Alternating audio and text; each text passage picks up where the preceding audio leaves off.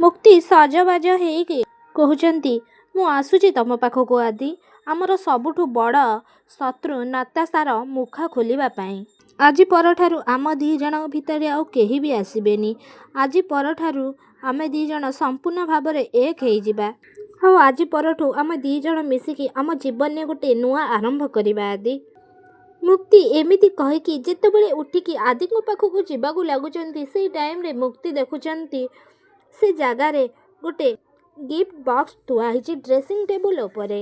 ମୁକ୍ତି ଏକୁ ଦେଖିକି ବହୁତ ଆଶ୍ଚର୍ଯ୍ୟ ହେଇଯାଉଛନ୍ତି। ମୁକ୍ତି ମନେ ମନେ ଭାବୁଛନ୍ତି ଆକୁ ଏଠି କିଏ ରଖିଲା।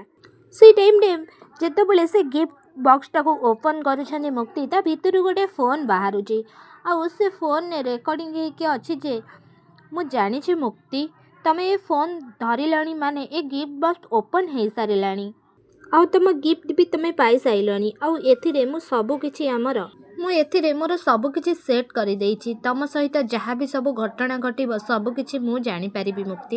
ଆଉ ତମକୁ କେବେ ବି ମୋ ନଜରରୁ ଦୂରକୁ ଯିବାକୁ ଦେବିନି Mukti. I love you Mukti, I love you. ଏମିତି ଆଦି ସେ ଫୋନ୍ରେ କିଛି ରେକର୍ଡ଼ିଂ କରିକି ମୁକ୍ତିଙ୍କ ପାଖକୁ ଗିଫ୍ଟ ବକ୍ସରେ ପସେଇକି ପଠେଇଛନ୍ତି।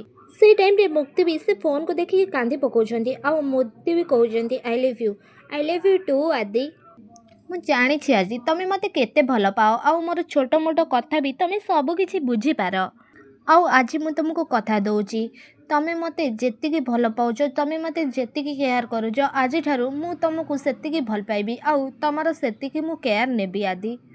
ଆଠାରୁ ବହୁତ ଅଧିକ ଭଲ ପାଇବା ମୁଁ ତୁମକୁ ଦେବି ଆଦି। ତାପରେ ମୁକ୍ତି ଏମିତି କିଛି କହିକି ତାପରେ ସେ ଗାଡ଼ିରେ ବସିକି ବାହାରକୁ ବାହାରିକି ଚାଲି ଯାଉଛନ୍ତି।